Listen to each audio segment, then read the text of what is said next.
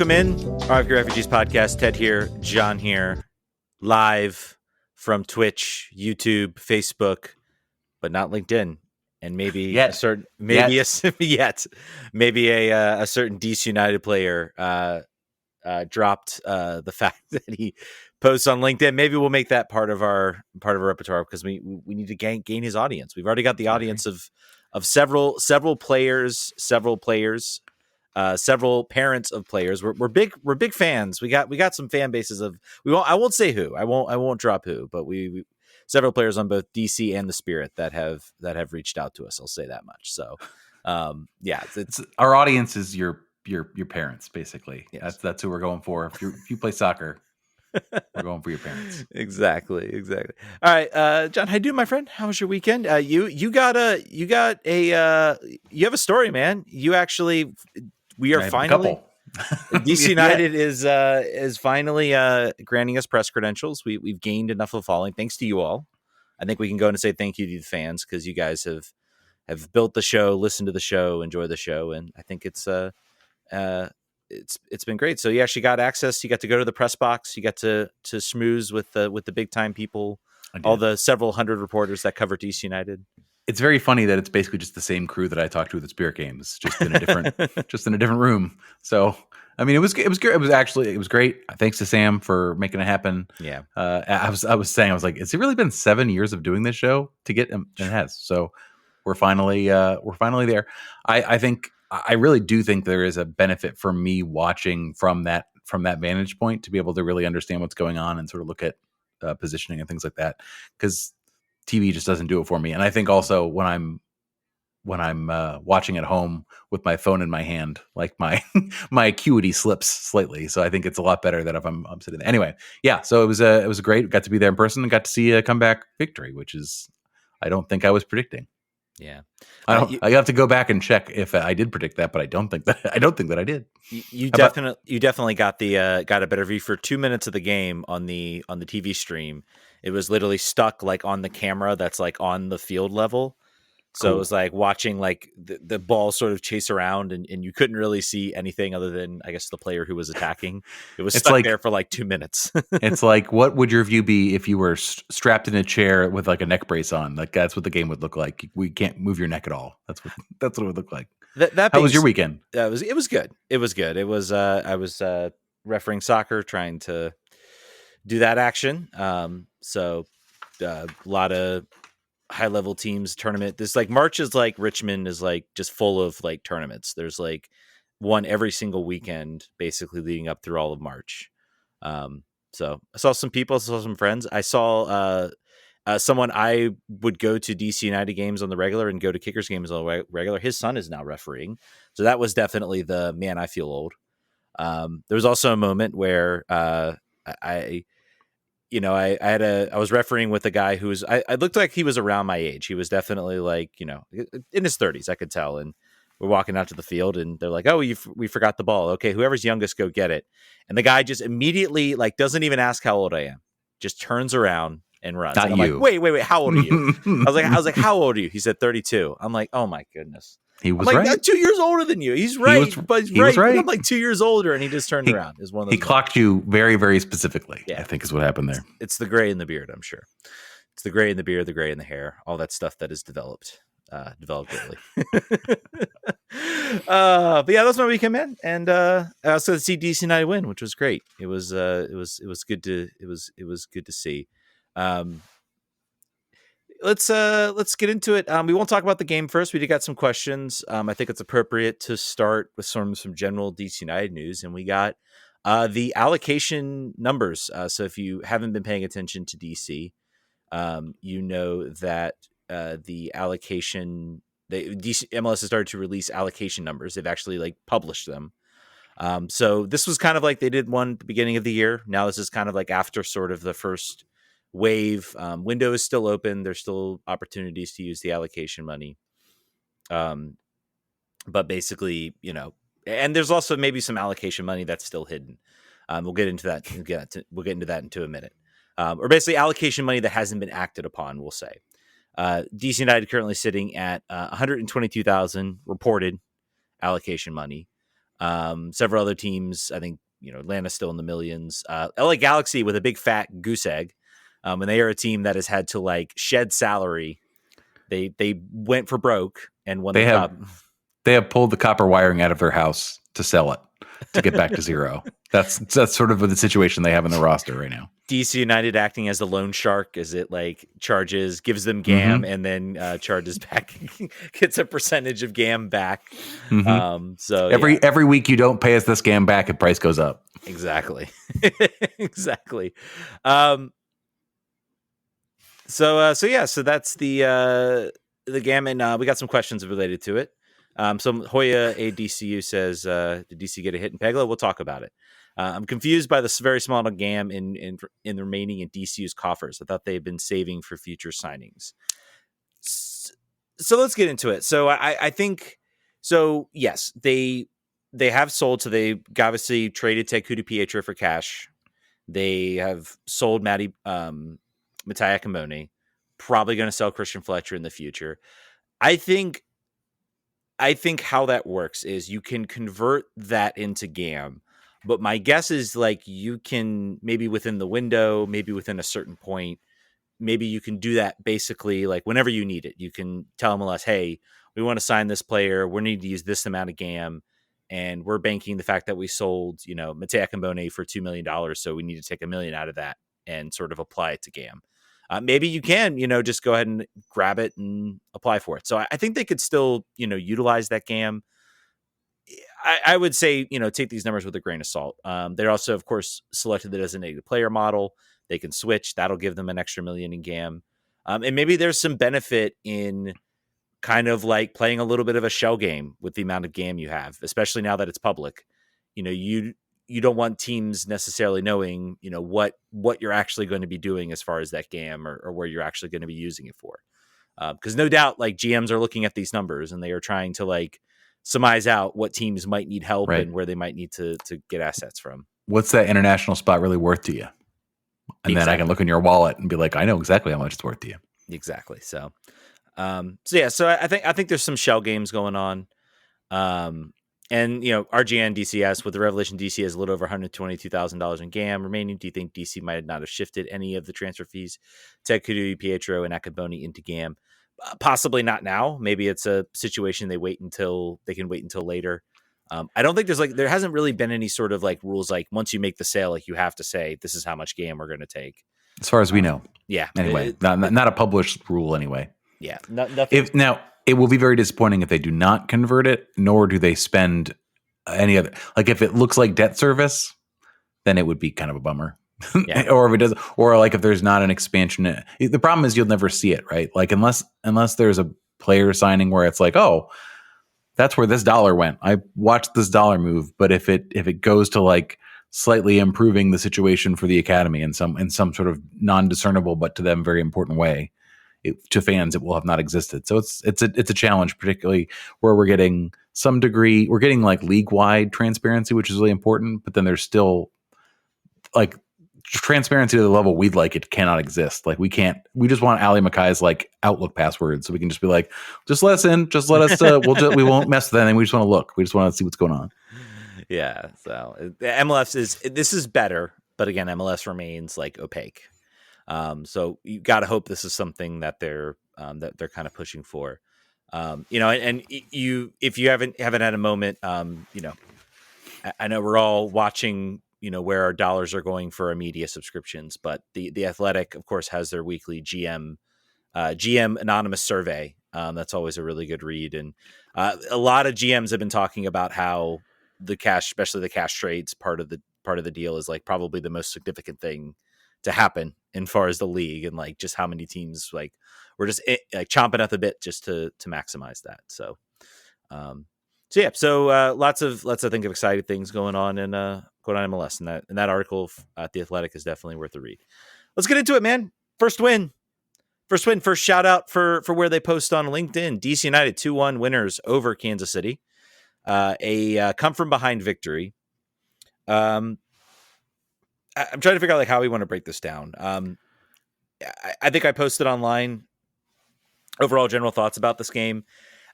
I maybe like, I feel like this is kind of like my favorite win of the Lisane era, and how I explain that.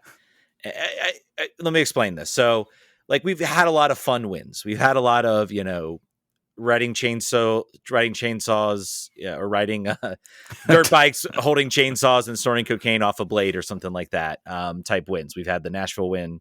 We've had the some of the Ted Pietro goal. A lot of like come from behind wins.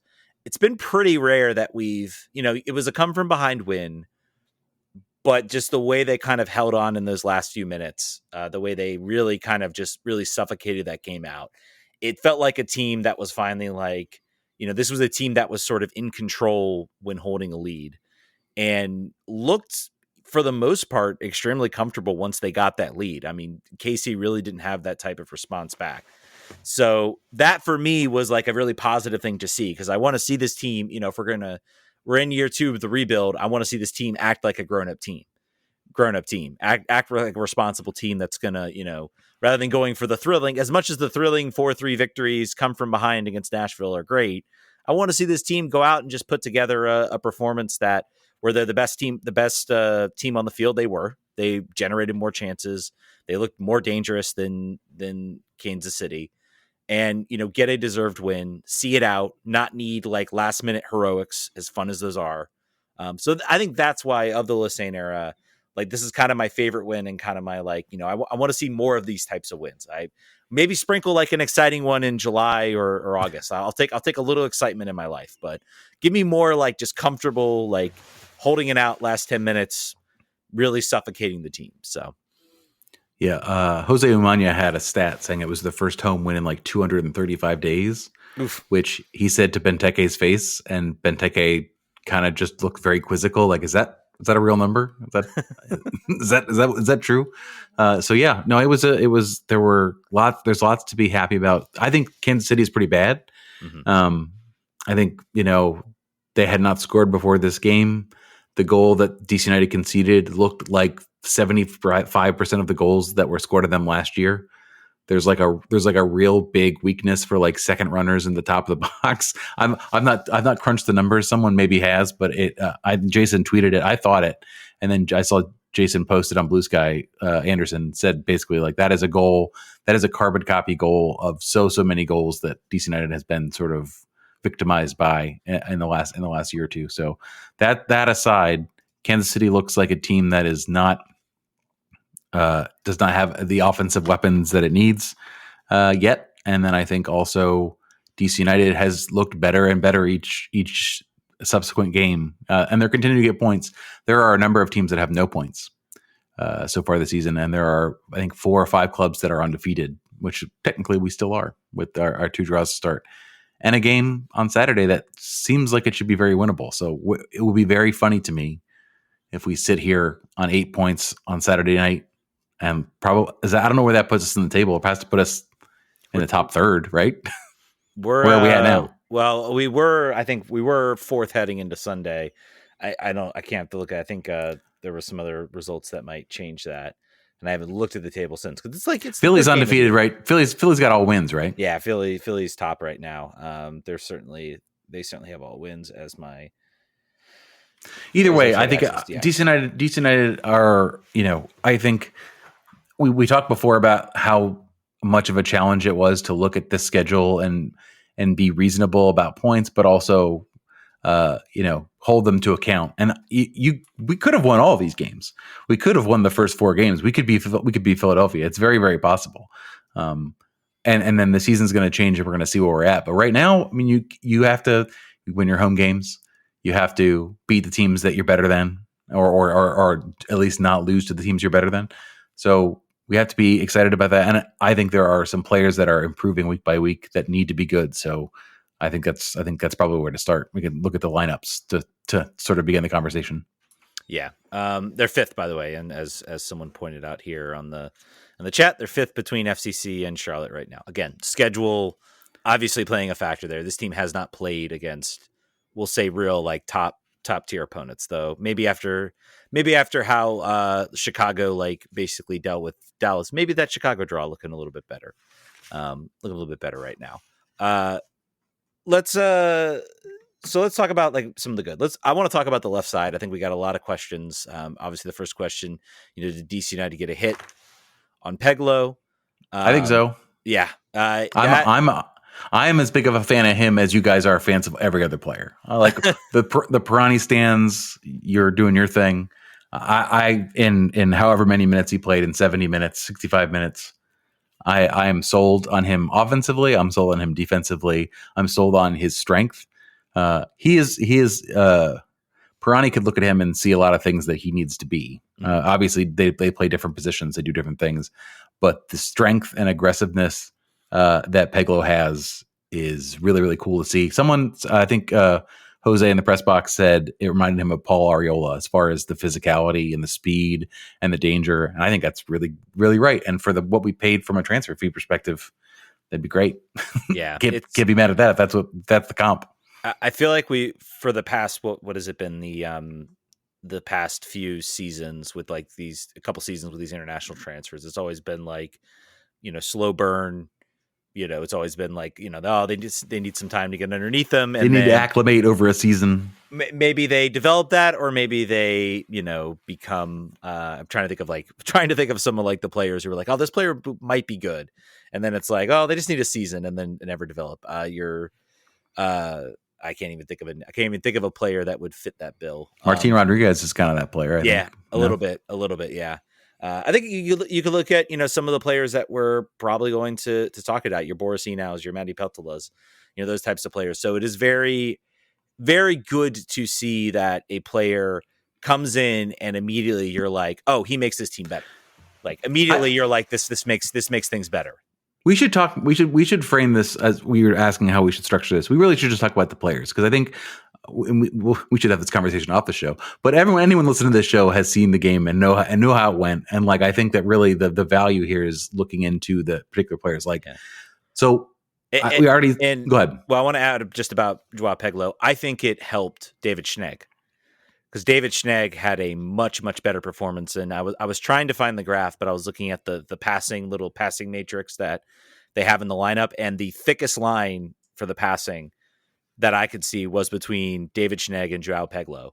Like they were at the biggest like connection as far as on that left side. And David Schnegg had a much, much improved game. And I think here's RJN with the question: do you think David Schnegg's improved play on Saturday might have something to do with the fact that he has a true left wing and Joao Peglo playing in front of him? I think you're talking about what you need from this team, and we talked about last season the connection between Herrera and Stroud, or maybe we'll get to that in a minute. Being such an important factor this year, they didn't really have it on the left side. Now they have it on the left side.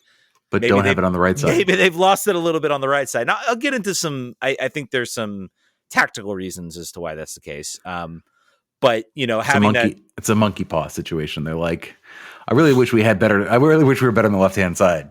Okay, yeah, and having that type of player takes the responsibility off of a little bit off of a player like Pirani from having to be the sole like creator. There's other players that can sort of gather attention, and, he can maybe sort of have a little more space to try things, and the focus doesn't always have to be on him. You mean when Schnegg nutmegged two players on one offensive excursion up the field and then got a cross in? Yeah, that was nice. That was good to see. Yeah, it was good. He is also physically very imposing. Like he's not a burner, but he's tall, he's strong and fast enough to get down the line. And he can dribble, as I just said. I'm really excited that, in my mind, and I think a lot of people's mind, he was the more stay-at-home wingback. Like his talent set, like sure he could cross the ball, but he wasn't going to have the most yards covered out of the defense. And I think let's just pivot to Herrera too. I want to talk about that. Like I think that my perspective is that he is being asked to do more defensively due to the fact that that's where they see their strength on the left hand side. So they are pulling the back. The defensive shape is that Herrera comes back as basically a third center back, right-sided wing back. But I think it's partially tactical that he's being asked to do that. But I think it's a struggle when you don't engage that part of his skill set. That is why he's the best right back in the league, it's not because of his defensive ability per se. It's because of all the other things. It's similar to saying we're going to build a team in which we do not get Benteke the ball and we never get it to his head. We're going to take this one supernatural talent and skill that we have and say, no, thank you. I don't want to do that. So I think maybe it's about, I think mostly it's about that Jared Stroud is not pulling the weight that he pulled last year. And then I think maybe it's just the way the matchups look. Maybe they're just weaker. Maybe the opposition is just weaker on that side, and that's how. And they decide on the week, how are we going to do this? Who gets the short straw? Who gets the stay-at-home card each time? It does feel like now seeing Peglo out here on this game, that when they were watching this in preseason and when Peglo arrived and they saw like, this guy's good, like we think this guy could work. We need to maybe look at shifting and overloading that left side, because Jared Stroud's great, but Jared Stroud is a good to pretty good like winger. He's not somebody that you paid a lot of salary to. He's not somebody you're expecting to be like a really skillful attacker. Still a great crosser. That's still his skill is top third. Still, he's still very good at that. He's good at putting a cross in, and so we need to overload that left side. We need to give a left wing back to sort of get more numbers in there. Give Peglo options too. When he gets the ball, he maybe has a Schnegg that's able to push up. Much more to get him sort of to cut inside. Use his skillful dribbling, use his ability, and get opportunities. So I think it is that tactical shift you're seeing. It seems like it was designed for, okay, we need to like get the shape right, and we know it's not going to be perfect. Like I'll talk a little bit about Kojima. There were some good things I saw from Kojima, but it just didn't look like he was like completely comfortable in that. Wait, in the left wing spot or in the midfield? In the left wing spot. Absolutely. He's so much more of a natural in that position. I don't just say that because the goal. I think even without the goal, I would say that it's a quieter situation. I don't think he finds himself in as many sort of high leverage spots as he did on the wing, where he was trying to dribble and go through. But I think that it's a great compliment for Enau. I think it'd be a great compliment for Beltola too. I think that it's the click role. It's what is the other guy? What is the connector role? What's the guy that's going to link up, get the ball out of the midfield, out to the wings, and particularly the way they're playing with this aggressive press in the first 20 minutes. Seems like they're like full high octane. It continues at certain points in the game too, but that they're winning, they're dominating the first 20 minutes of most games because of that goal side here. But yeah, I think he's great there. I think that's a much better spot for him. I would prefer not to see him, and Peglo or not, I would prefer not to see him out there on the wing again. I think that's not where we see the best of him. Yeah, I mean, I think to kind of your point about, I feel like that position he plays as the 8 kind of maximizes his strength, which is he was very good at kind of winning the ball in midfield. He and Borusino both did, I thought, a good job of winning the ball in midfield. A lot of people dump it on Borusino. I did not think he had a poor game. I don't think it was like a super fantastic game, but I don't think it was like as bad as everybody was saying. The reason he is out there, I think, and what he does a little bit better, I think, than Peltola does right now, is just he is able to put himself in good spots to win the ball in the midfield and sort of start that transition. It doesn't always pop off, but he's able to sort of disrupt a lot of that midfield and cover ground. I think, yeah. Go ahead. I was just say the problem with Enau, I think, and why I said that, why I think other people said that, is that his mistakes, both of them, turned into extremely good goal scoring opportunities. I don't have the XG generated per chance, but they were in bad spots of the field. They weren't physical mistakes; they were mostly mental mistakes. They were a pass he shouldn't have made, and there was a place in the field he should not have gotten dispossessed. So that is the only thing that worries me. I said at the time that reminds me of 2024 Enau, and that it looked like the game was coming too fast for him. In the previous 2 games, I thought he was obviously the first one he was man of the match, but I think even against Chicago, he was much more up to the speed of play. This was his worst game of the season so far, but I think the floor is still higher than it was last year. That's how I characterize him. Yeah, and what I will preface with with all of this is, Schnegg had a really awful game, like against Chicago, like we all talked about that, how bad it was. And then he was like excellent on both sides of the ball, defensively and offensively. Like he was making plays defensively. He was coming back. It looked a lot cleaner, a lot better. He was on the plays. And I think you got to accept that, players are going to have games like that. That's why I'm not dumping, Jared Stroud, I think has had a rough couple of games. Yep. But I think he's a player that could very easily just turn around and have a really good game. And he missed preseason. He missed some preseason time too, I think. Yeah. So I mean, it's just I think sometimes you just got to be a little bit patient with certain players. Had no tackles successful. He was 0 for 1 on tackles the entire 72 minutes. So I think that some of that is SKC being pretty poor and not trying to move the ball through the midfield. But I don't know. I just said he can do better. He's shown us he can do a little better. Yeah, and on the transition moment, I think both he and Kojima got kind of caught, not pressing, kind of left Eric Tommy kind of wide open. Transition defense, I thought the team better managed it. It's just the one moment that they kind of let it slip is when they got punished. They were pretty good, I thought, at sort of coming back. They didn't really allow, when Casey got the ball, they didn't really allow too much. But when the one moment they scored on. So it's certainly something when this team faces better opponents, it's going to be like super important to watch as far as that goes. Was this discussed on the broadcast why Peltola had to wait? Boris Enow came from here. It looked like Boris Enow came off before the substitution was announced, or was outside of the window for the substitution. Well, so I believe what it was. So it's the policy to curb time wasting, where you have a certain number of minutes or certain seconds, I guess, that you have to basically get off the field. And if you don't, the referee can say, nope, you're basically held till the ball goes out of play again, and you get another opportunity to come back on. So, and hilariously for DC United, that was about 2 minutes. And they had an attack. There was a lot of they didn't get the ball back for a little bit. Jacob Merle just passed the ball to the goalkeeper, to Polskamp. He didn't make a difference, but I bet you this week, them boys going to be sprinting off the field when they're substituted.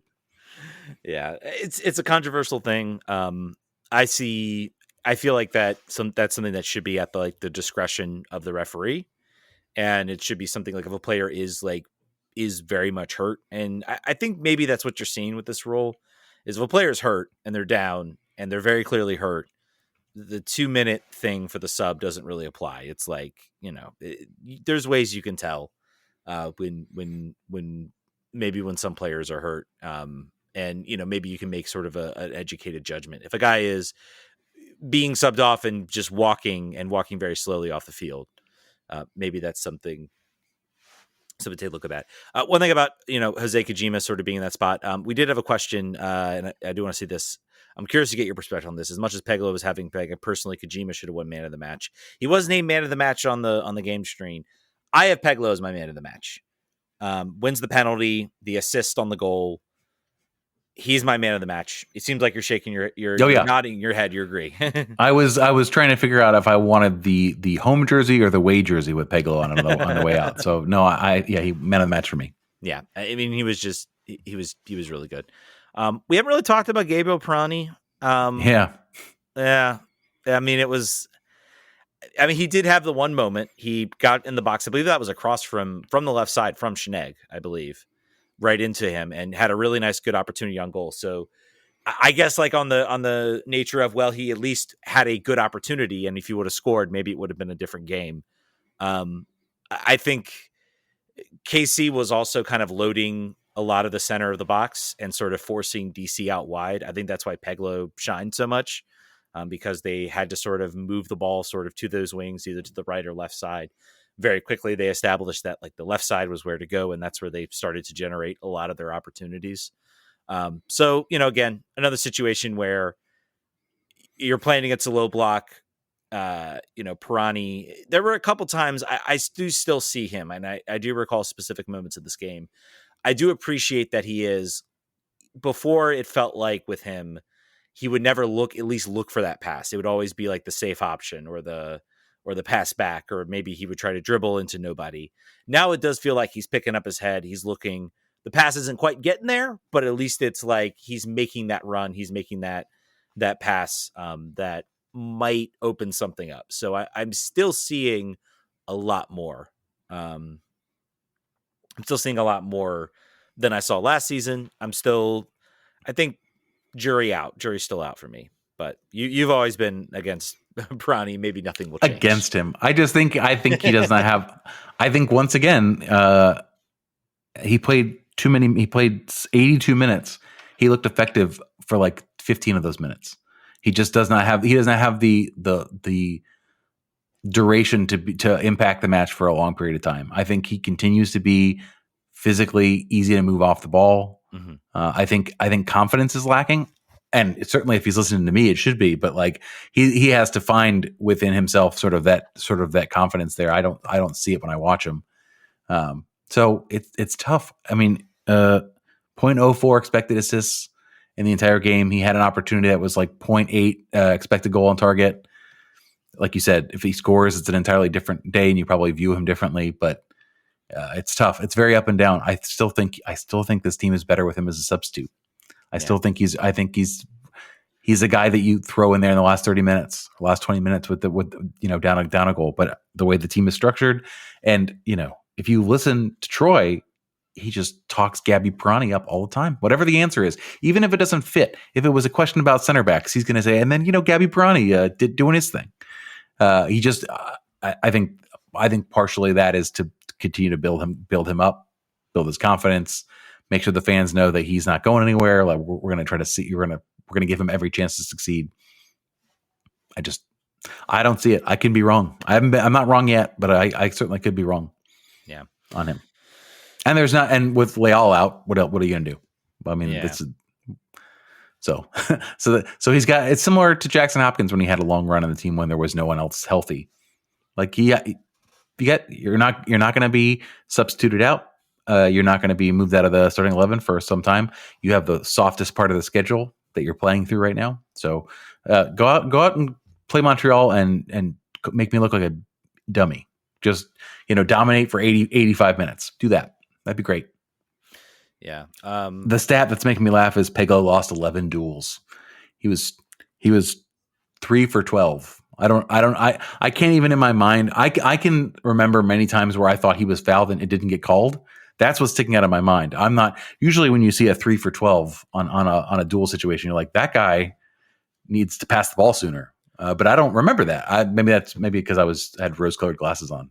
Does that stat sound like what your eyes saw? It doesn't, but I mean, again, this is also a team. I do also look at that stat. If you are a pressing team, you're going to engage yourself in more duels that you're inevitably going to lose some of them. But if he wins a ball and then it falls to the opposing team, does that count as a lost duel? Probably, but that's still a move that sort of disrupts a lot of plays. So it's one of those stats you got to kind of, look at with it can be used to support your. I think stats in soccer, and maybe this is like you painted itself, but you can look at a game and you can say, man, that looked like that wasn't that great. Let me look at some, and you can see some stats. You'd be like, yeah, that kind of checks out. Like he was missing plays, missing tackles, and you can kind of quantify some of the stuff you're seeing. I feel like with this. So, and when you get an assist and win a PK, I mean, it's hard to not say you impacted the game in a positive for way. sure. So, I thought McNaughton had a very funny 9 minutes. He almost immediately conceded a goal by clearing a ball into someone's face in the first 20 seconds on the field, and then he had another couple clearances, and then got a yellow card. Trying to think, there's. Let's talk about June. I think that's probably important, particularly the save he made at the end of the game or the play he made at the end of the game. Are you seeing what you want to see from him week to week? I would say that moment's big. It's nice to see him do that. I thought his distribution again. What was so impressive about so DC was like against the wind, and I think they were talking about in the broadcast like how much the wind was kind of howling, and you watched the KC goal kicks kind of get hung in the air. like they were punted high and then they hung in the air. The wind was howling. Can confirm. Yeah, With the press box being a meat locker, being an ice box. But what was impressive to me, like I was watching his kicks, is like he's able to like put them with enough force that they're actually able to carry just about as far as they would normally with the wind into the wind, and he's able to do that. So distribution wise, like he continues, I think, to be very good at sort of getting the ball out of space. He is. I think he had one kind of misclearance. Brendan Cartwright thought his distribution's actually not been very good. I feel like it's tough because what we were told is like this man is the Messi of goalkeeper distribution, and the win. I think the win had a lot to do with it. He's missing a couple, but also he's putting them generally in the right spot. Like Benteke has been hit a couple times. I don't know. I think that's less. I think that's less important. I've not seen that be the reason why the team can't generate chances. Yeah, and I mean, I still see some moments. I think in the first game where like he hit like a nice little sidewinder to sort of start an attack. So, I think it's going to take some time for him to learn that. I don't think he had one big save towards the end, which I mean, just impressive amounts of like strength to get basically careened into and like hold on to the ball. And still like, suffer. I hope the injury is not too bad. I hope it's just like a bruise and that he's back up. Troy sounded worried at the moment. He sounded like mad and worried. So keep because I think he was like the game should be over. Like this should be done. Like, what are we doing here? Right. So he seemed worried about it. Hopefully it's a situation where he kind of bounces back, or, it's not, I don't think they would have. And maybe they knew this was going to be last kick, and they were like, to just get through it. We'll have to. I'll be very curious to see what the injury report is. I still, he's made a couple nice saves. I'm still waiting for kind of. I guess what you haven't seen that moment that kind of like jumps off the page, like Bill Hamid had in his era, where like it was just like a save that just was so amazing, it like literally rescued points from a game. And from an XG perspective, he's still like I think it's negative 0.88 is what I saw, based on what was given up. So that's what I want to see kind of more of from him, and maybe that's something that's just going to take time. He really wasn't asked to do a lot in this game. You have a team that's at 0.5 XG from open play. You're not really going to be facing too many big high scoring opportunities. Yeah, he's if you look at his it's too early to look at it, but his ranks in goals conceded, errors led to goal, pass accuracy is only 52%, and that is so far in the season ranks him pretty poorly in MLS for goalkeepers. But that's also because, similar to the pressing style, we're passing the ball a lot. We're playing. He's trying to distribute the ball. So interesting stuff. I think he's still a player that, to your point, I think there's been like two moments. He's had two moments where I've been like, that was that. I think the play in the 90s, 175th minute or whatever that was, I think was big. It's like the exact opposite of the play where he was pushed into his own goal in Chicago. And I think there was a save. I think there was a save in the first game after he conceded where he was like, in the second half, he was pretty turned on. He was making stops. But yeah, I'll be interested to see if he's kept out of training any bit this week. There's availability this week, so we'll see how it goes in that. Barraza is probably ready to go and probably biting at the chance to get an opportunity, particularly against Montreal at home. So we'll see how it goes. Hopefully everything's fine. Yeah, as much as I love Barraza, I want to. Kim June won the starting job. I think it's certainly worthwhile. And I will add, the passing percentages also do. I mean, they still have Benteke. They're still going to try that ball over the top. They want to be a little more deliberate about building, but they're not against when the game is pressing. They've used June. They've literally, I think in Chicago especially, they used June just boot it up. We need to get the ball into their field, and we need to set our press so where we can go and try to win it. And so that's what they've kind of used it for. He's back to his aerial dual ways, by the way. He was 7 for 10 for Benteke, so he's back. He's back on his BS. So Yeah, so good things from him. I also want to call it. I thought defensively, both Rawls and Bartlett did a good job. I'm, I think Rawls has had kind of an uneven start, maybe a little exposed against Toronto. I thought he was a little better against Chicago, and then maybe with some mistakes, but I thought he was pretty good in this game. And Bartlett as well, I think, has been solid as kind of like the defensive back line. And the fact that, the guy's already the vice captain on the team is fairly impressive from a leadership perspective. So that can only mean good things. Just let's get a clean sheet. Let's stop leading the league in goals conceded or getting or at least being near it. Yeah. Again, it's the transition defense is the big thing. And that's really where I'm looking, with the way DC plays. I think they did a good job of limiting the chances. I think that Tommy goal is kind of where you look at. I'm not saying June. I'm not going to put June at fault for any of it, but that's where you kind of look at and you're like, that's the type of save that you want a top level goalkeeper maybe to try to make, and that's a save that can make taking look at what happened with Chris Brady. If Chris Brady doesn't stand on his head, DC probably walks out of there with like a 4-2 win. Let's be honest. Like they were peppering and they were trying to go for the win. That's the type of moment that you want to see out of your goalkeeper. You want to see him go out. Distribution's great. All those things are great, but making those big types of saves that can keep your team in games and earn points are massive. Use those hands. That's what you're out there for. That's why you got gloves. I think also we didn't call out, but it's big that your leader, your captain goes. I mean, obviously for him, this is nothing, but misses a penalty, comes right back, scores a penalty. Doesn't even hesitate, converts it, doesn't even think about it. That's good. I mean, he was perfect before then, so I'm glad that continues. I think he had a couple other opportunities that he would have thought he should have buried. Mm-hmm. That's always the story of Benteke, but here he is, goal game. Yeah. So, not the flying start he got as far as the goal and boot race, but good to see it. And hey, this team finding other ways to score with other players or stepping up. I think we're still on the. So yeah, we got goals from Benteke, and then we have Inao, Kojima, and Mural. So those are the kind of. So we're still on who's going to be the first one to get the second goal. That's good.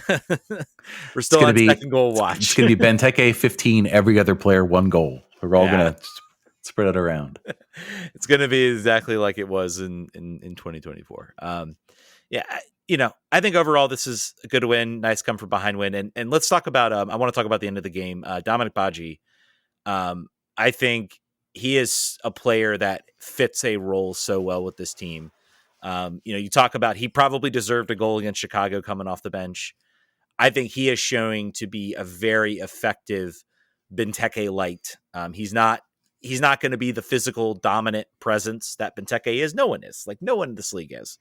Like Benteke is a unicorn when it comes to like his ability to win the aerial duels, to be that player. He's also a player. He's played in Europe. He's played at some of the highest level. But it was very nice to be up 2-1, and you get to sub out Benteke, so you give him 10 minutes of rest. You don't have to risk injury. You put yourself in that position to where you do that, and then you bring on Badji, and Badji just couple moments just completely killed off a lot of that extra time, limited the chances that Kansas City had. I thought he was excellent. He didn't try to play hero ball. He didn't try to go out and get a goal himself. I think he knows his role. Like he knows, like I'm back up for Christian Benteke. That's my role. I'm going to help this team, bring that same sort of like physical presence, even though I can't do all the things Benteke does, but I'm going to see out games. So I think he deserves a shout out for just coming in, filling a role and doing it well. And it's incredibly refreshing. I will say this year, I know the joke is we got bodies, but there does feel like there are some good bodies now behind him. There are players like, okay, that player serves a purpose. We look at Mural and how he stepped up. Badji. No more Nigel Roberthas on this team. Yeah. Choosing between Peltola and Borosino. And I think either one of those players, you get different things from them. I wanted to say one thing about Peltola. That's the thing he hasn't had a lot of minutes so far. And I would say he's yet to really put his stamp on the game, but he has, there's a physicality difference from year to year. He is much more comfortable being a villain. He is much more assertive on the field. I think that's only positive. I think someone said like the clickhousery thing was sort of the baton was passed to him. And I think that's accurate. I think he hasn't had a lot of minutes yet, but when I look at him on the field now, I see a different player. And I think it's good that, keep him out of center back, have him just sort of be that guy in the midfield. I'll be interested to see if maybe he gets his first start here on the weekend. Now he's got enough time to sort of cycle through. We'll see what you're not going to take Kojima out, but maybe Enau comes. Maybe Enau and he switched this game. Who knows? Yeah, I think it's going to be that's a storyline to watch. And unlike last year, there is very clearly competition in the lineup. And DC, throughout the RFK days, were better when they had competition, and every team's better when there's competition. You do have set players who start, but you do need players that are kind of pushing others to kind of be better. And I think that can only for my mind be a positive thing for the team kind of moving forward. We'll see. We got some, this is kind of the last sort of soft opponent. Montreal, I will say they are my team. They are a team in my mind that are they're not good. They are a team, an ownership that they're even cheaper than DC. They literally went and just paid a bunch of gam for a bad designated player on another team. That would be the New England Revolution, and Veroni, I think, is who they traded for.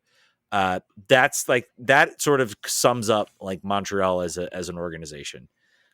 They do not spend money. They do not go out and really break the bank.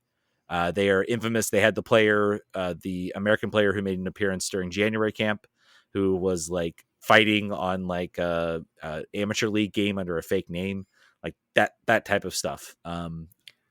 They also had Drogba, which was weird that they did, and that might have been the last time they were seriously trying to make signings of any sort, even though he was 50, but still scoring goals for fun either way. Yeah, I mean, and not to say DC takes them lightly. They are still a team that has talented players. Owusu's a good player. They've scored twice as many goals as Kansas City has this season. Yeah. Which is 2, by the way, total. But still, you can't take them lightly. Any team, don't bet MLS. Certainly don't bet a bunch of money on DC United this weekend. I did tell my friend, he was asking for a bet on this game. I said, both teams to score. I said, Kansas City hasn't scored. They're going to score against DC United. You could bet that, but I think DC also will. So, yeah. So what's your itch on this game? What do you feel? So this is a team with 0 points, -4 goal differential, no impact players that have really been. You had mentioned sort of one player to look out for. DC United coming high off of 3 points at home. What are you feeling about for this weekend?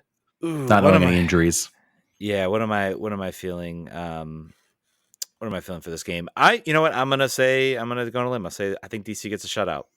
I think DC goes in. I think they batten down hatches. I think this is the one team they got a shutout against last year too. They got a 1-0 victory off a wonder goal from Pedro Santos. One of the few shutouts they had at all last year. And I think you also got to look at this is Montreal has to play on the road. They are. This is their third. This will be their 4th straight road game because of the conditions. They physically cannot play at their stadium right now. What's going on there? I don't think it's anything of that. I think it's just weather. They always start on the road. This is the scheduling. Got it. Yeah, this is scheduling. So they consistently start on the road. I think they'll be back. Just curious if I can pull up their schedule quick enough, but they always have this road trip. They don't have their home game until April 12th. So they have to play a whole month on the road. Sounds like they need a dome stadium. Yeah, Sounds like they need to play at the old Montreal Expos Olympic Stadium. Well, that's what they used to play, but that stadium is not. It'd be funny though. They played some Champions Cup games there. It's concrete. Andre Dawson's knees, the Hawks' knees are left there on the ground. Yeah, Montreal. My prediction is they do not get a shutout. 3-1. 3-1 is my expectation. I'm going to have to see a shutout with my own eyes a couple times before I believe that it's actually possible. I think they were close. Obviously one chance away. I think they really shut down Kansas City. I think I could see Kansas City as right now a better organization and a better, even though they're a team that's still kind of building. So I think DC did a good job shutting them down. I think Montreal is not as good as Kansas City right now, and just sort of organizationally, like a lot of like parts and just their coaching situations always up in the air. So I think this team goes out. I think it's a 2-0 victory. I think it's just like it's 1-0. I think it's kind of similar in some cases to KC. Like they generate chances. They maybe get a goal early.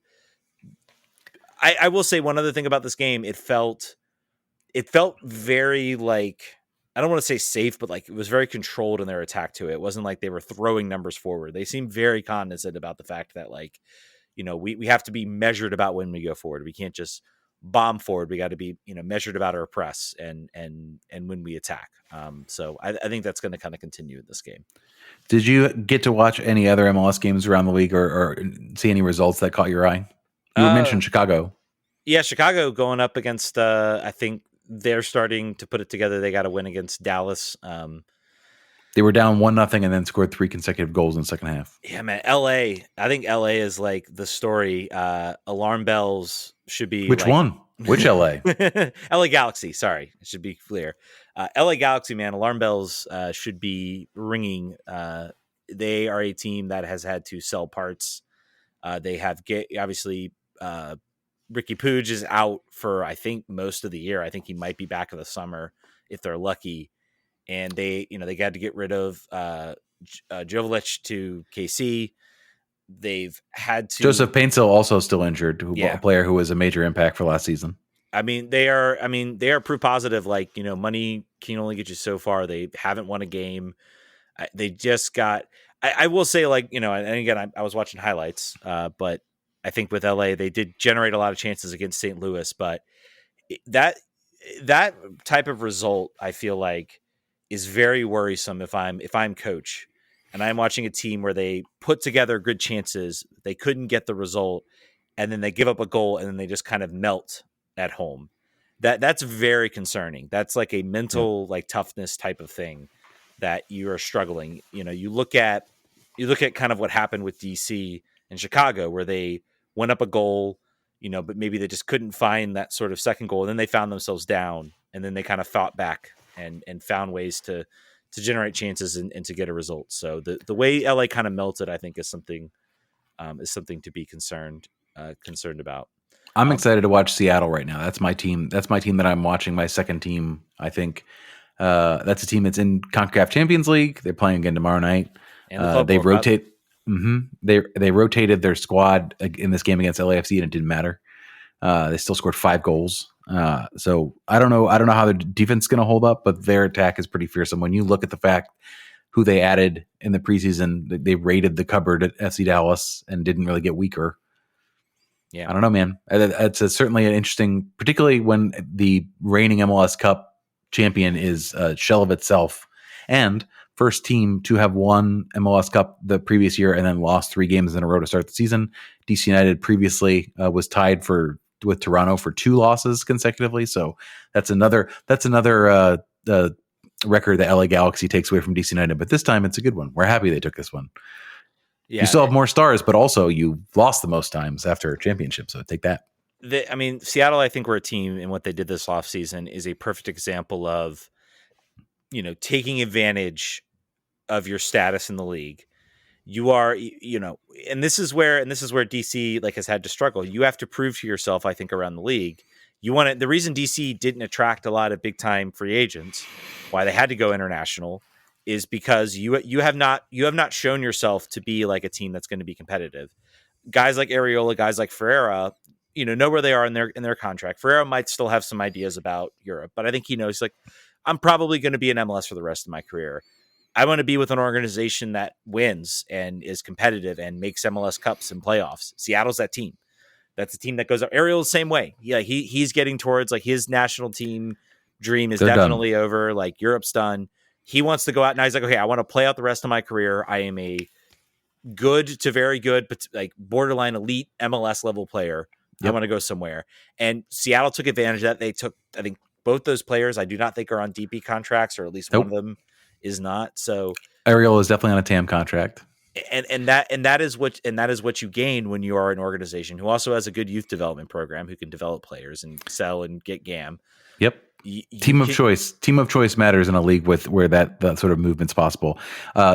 Jesus Ferreira only 24. I think it's certainly possible that he could use this as a platform. But Ariola at 30, you're absolutely right. He and Morris together are just like, let's just win, man. Let's just be good out here in Seattle. And I mean, shoot, man, you get to play in the Club World Cup, so you get to play against, regardless of kind of how much of a joke it is from an MLS perspective, you get to go play against like your top European opponents.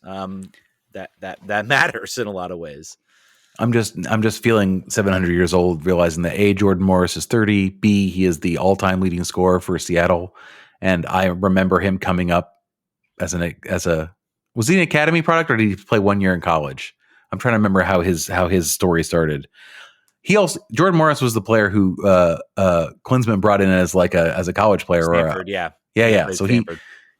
So wow, just time passing.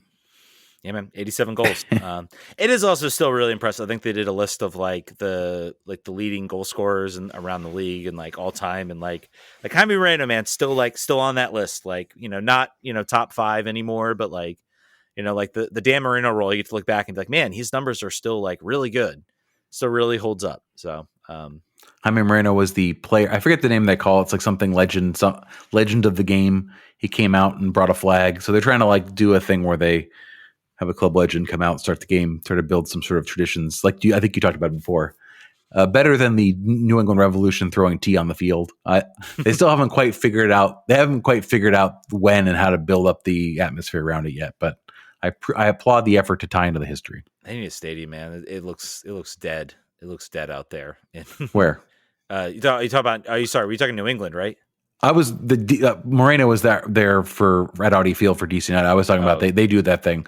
I was making fun of the tee boxes, but yeah, they do need a stadium. I think next year they're going to start. I think they'll start construction of it. So well, yeah, New England already had some, man. They had the guys with like the muskets. Like that was always like that really was cool enough. I think they just stuck with that, but they had to innovate. All right, folks. I think we got that's going to do it for DC. We do got some Spirit to talk about. The Spirit have hold on a second. Do we have any more questions? Should we get to more questions? Brendan Zabron says, will we see Gavin Turner before the US Open Cup? Should we be worried that Tubbs isn't the first center back off the bench? Do we think we see Gavin Turner before the Open Cup? I think it's hard. Probably not. Not without an injury. Yeah, I think you're looking at, I think if the team is up by a lot and they are like cruising in a game, maybe you see him get a run out. But I think with game on the line scenario type situations, probably not. I think the Open Cup might be the first big opportunity where you see him maybe get an appearance out there. I think we're definitely trending. It feels like we're trending towards we start getting close to the window closing. Is there a loan that they're going to look at for either a championship or, other team for him to give him some development time? Plus Barajas needs to get on the field. So if Turner is going to play, he's going to play as a 10. So he could come in for Pirani, which I'm fine with. As you know, that would be okay. Leal is still going to be the first guy off. Or if they're in a situation, like you said, if they're up 3 goals, and then you can say, all right, this is a great, I think their chance for 3 goals up may have already passed. I think that if you look at the schedule, maybe Montreal, maybe this is the game, who knows? But Barajas has to play because he is on loan until June, and we have to know if there's at all any purpose of him existing here. He's got a jersey, he's got a locker, he's got a number. We got to see what he's got. Yeah, wearing number 99 too, so you gotta trot that out. Yeah, just for the visuals, if nothing else. Yeah, so I would say Open Cup's going to be probably the first big opportunity, and that kicks off relatively soon, man. We got the first round with the. I'll be going out to the Kickers game to see them play Virginia Dream, definitely on that Wednesday night. So Open Cup is back, folks, and we're back in it. So trying to see any other questions before we move on. I think that was about it. Yeah, RJ and Manny dropped some good questions. I don't know. Yeah, where do you think Christian Benteke will someday be on DC's Mount Rushmore? Nowhere unless they win a trophy while he's on the team. Yeah. Did we get to Jeff's question on Patreon? No, I think we kind of covered it, but yeah, let's do it. The right side of the attack seems less dynamic than last year based on the first few games. Is this because of missing click with Stroud, any rare formation change, or something else? I will be curious to watch. I do think maybe putting Kojima out there seems to be like, let's give like another sort of attacking link up option to where maybe we can give some ability for Stroud to kind of link up.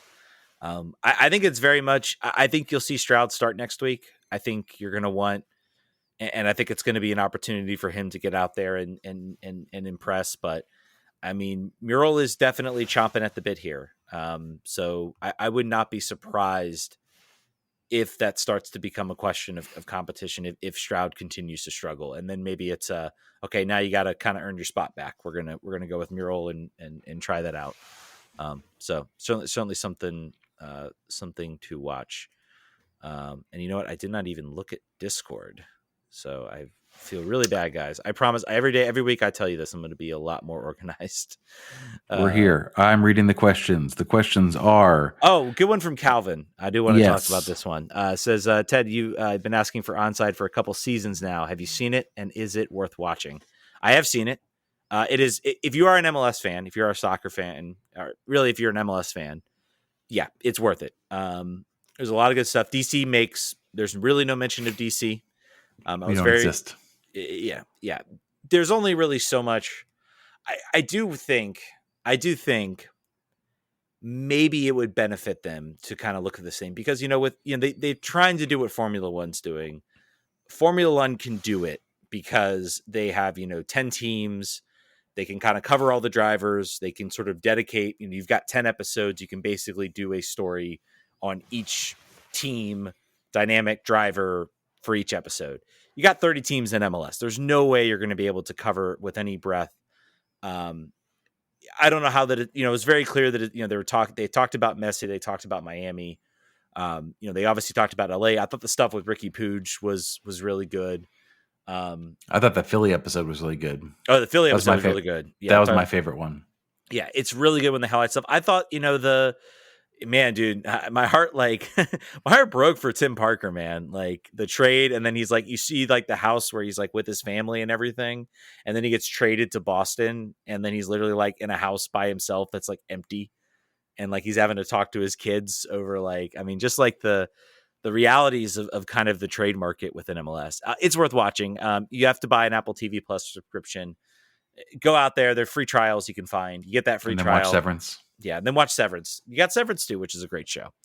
So definitely, I think it's worth watching. I think I've been waiting for it for years. I haven't heard. I'm trying to they're going to do it like next year, right? This is going to be like a yearly thing. Like it has to be. It has to be. The one shoulder programming that they actually follow through. I thought it was great. I think it might be even good if you're not a super big MLS fan. I think there's still enough stuff. At least the Philly episode. I would recommend the Philly episode to anyone because there's pathos in this episode with the dad and with the 14-year-old wonderkind. It's like and the fact that there's a brother who plays for the team and intentionally a player who's doing really well for them too. So yeah, I think check that. If you watch one episode, watch that one. That'll be my recommendation. Yeah. There was oh, go ahead. I was saying, and seeing the coaches drop F-bombs, and I will say it got a little bit. What I will say about this, I think the later episodes when they get to the playoffs, it kind of struggles a little bit for me. It kind of doesn't really pick up, and they highlight John Tolkien, which go look up John Tolkien on social media if you want to maybe get why I'm possibly rolling my eyes a little bit at how he's kind of featured. It definitely felt like maybe they were struggling a little bit. There was very clearly, in the beginning, the teams they were highlighting and the players they were highlighting were very much there was going to be they needed some conclusion. So I'd be curious to know if they went to DC and they maybe did have a profile on Benteke, have a bunch of B-roll that they just kind of never used, or how they sort of chose that intention. But the development would be interesting to me. Because it's not the stories just aren't here. They're just not. I would struggle to think of a 45-minute episode or a 30-minute episode on any of our players that the Ricky Puig episode's great because he talks if you don't know the player, he was playing and doing well in Barcelona and then all of a sudden he got frozen out and then he came here and he became a star after and he's sort of reacclimating inside it. Or the Philly episode, that one's just like a soap opera. it's upsetting to me that in 10 episodes they ran out of like really compelling human interest stories to tell.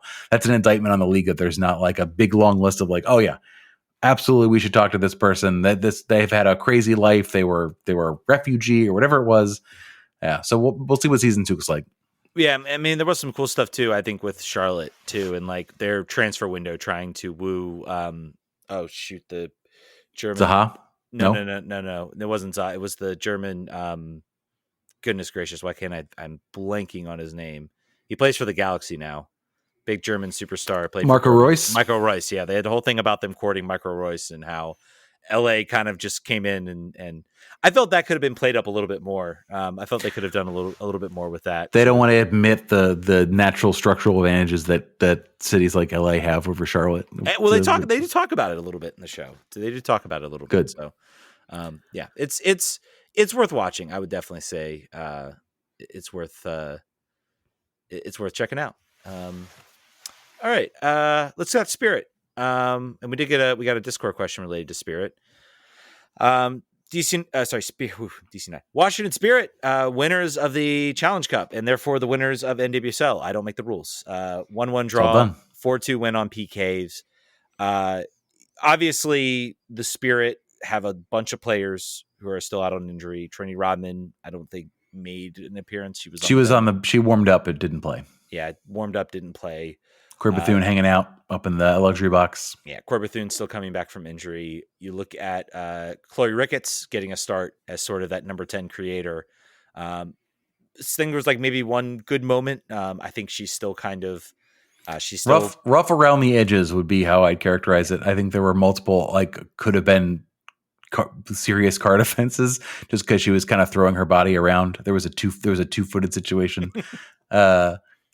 This is a player that needs minutes, so I'm glad that she got minutes. I think she needs to play. This is a player that needs to be at Dallas Trinity like with the rest of them.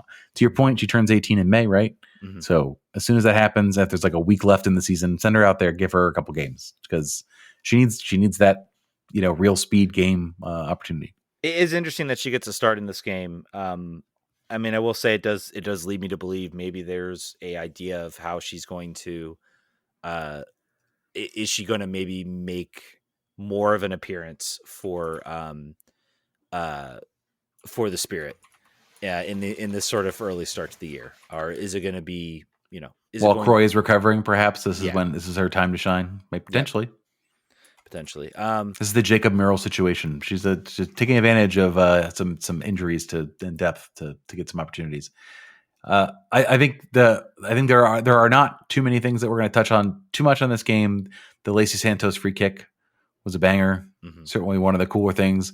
The goal that Orlando scored after a VAR situation on a penalty, it was a free kick situation. Ashley Hatch does not cover herself in glory in the wall. I think that's the one thing that stands out for me is like she sort of she just completely noped out of the wall and great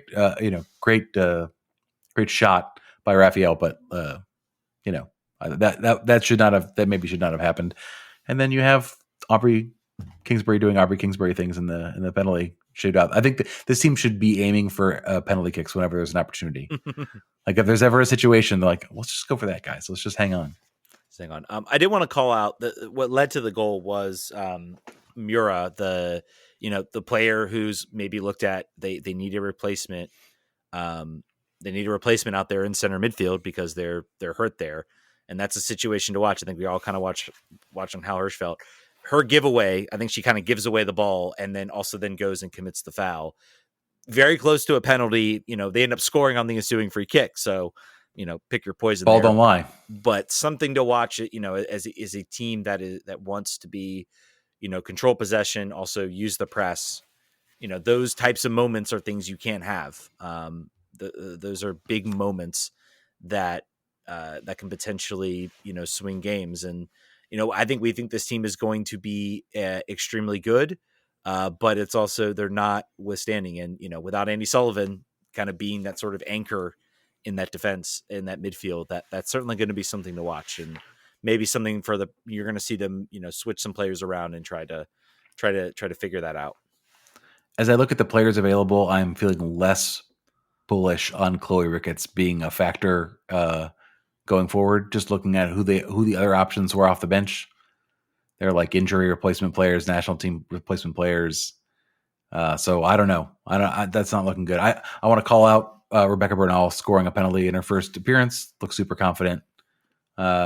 Looks pretty good out there. And I think just if you look at what the roster that they were able to put out there, and Orlando pretty much going all guns blazing here. If I'm looking at this, I think that's very close to what their roster was in the championship game last year. It's great to win a trophy. You could tell Jonah was like, hey, happy to win a trophy. I'm more happy that we were able to do this with the roster that we have at our disposal right now. But the season starts this week. Next week? Or this week. Yeah. So this weekend. Get healthy, folks. Everybody, quickly get loose, get comfy, or don't get comfy. And I mean, the benefit is like you're still playing an Orlando team that's still very, very good. Like they are still an exceptionally good team. Kept a lot of players from last season. Obviously having Marta back. Marta still looks like Marta. Very, very good. They are not going to play the Orlando Pride every week. So I'll be curious to see they get, the Dash coming to town. They're not a team that was elite last season. They are a team that is definitely rebuilding, I think, as far as what we've seen. So, opportunity to go out there and to maybe make a statement and of intent. And I'll be curious. I mean, it seems like Trendy Rodman has not been making appearances for the national team. There's definitely been a kid glove scenario. She's ready. I think she'll be ready to go week 1. Yeah. I think it was just like, we don't want you hurt. You're too important. Let's run some other players out here. And they still got the win. So I think that's certainly something to be happy about. Really rough on the attendance front for that game. Obviously it is a preseason match, but you'd hope to do better there with the run up they had on a Friday night. Really, Orlando, and I don't really get it. It's I've been to Orlando City games when they play DC. They get a lot of fans out there. I've always been like, looked at the Pride, and I've been disappointed. I'm like, where's the missing? Why isn't that translating like that? Like you look at like Portland, it translates, like, and Seattle, it translates. Like there are most of the people that come out to Seattle also come out for the rain. I don't know if it's like a time scenario or what have you, but I feel like the Pride, with the amount of talent, they're a championship winning team. You would have expected a bigger crowd out there for a team that just won a championship. So It also, it was a Friday night too. So that can be sometimes difficult for families to manage. So Jonah's quote on Chloe says, she helped us a lot. It was not easy for her competing against Emily Sams, one of the best center backs in the league. She's improving a lot. Everything I see in training, I like a lot. She deserved to play today. It was not an easy game, but at the end of the day, having the opportunity to play this type of game, being so young, is going to be important, especially for her evolution as a player, because she will have a long career as a footballer. That last part says, like, this is for the future. Yeah. Chloe, don't assume this is a week 1 situation for Chloe. Yeah. That's okay. And I mean, there were some moments. I think she had one sort of shot opportunity, and I'm like, I think if there's like a Corey Bethune, maybe an Ashley Hatch on that ball, or a Trinity Rodman, that ball is ending in the back of the net. She just couldn't quite get like enough power to like make that shot, really dangerous.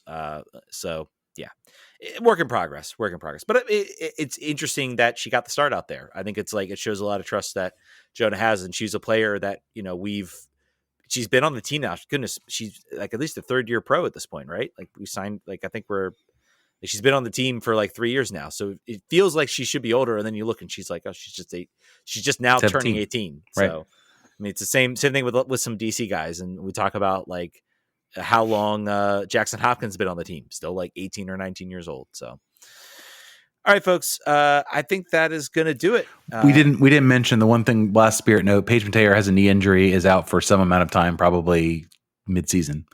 So keep that in mind as you look at the roster defensively. Yeah, and Jeevers asking about Chloe Ricketts on the Discord. The first half thought she was the most active and dangerous Spear player. Thoughts on her performance? We've talked about it. Sorry about that. We just didn't get to your question. We'll do better. We always try to do better. So players that weren't on the roster that should be hopefully close to returning. Just it's a long list, so quickly just run through it. Kay Wiesner, Courtney Brown, Ule Sar, hopefully sometime soon. Rose Kouassi, Heather Stainbrook. So there's lots of players that are normally around and in the roster, and typically don't have 3 injury replacement players on the bench, but this game we did. So ready to go, hopefully, for week 1. Yep. Against the Houston Dash. Friday, March 14th, it'll be on Amazon Prime. So they get another Amazon Prime debut starting at 8 p.m. So doesn't conflict with DC, so you can watch. I love that.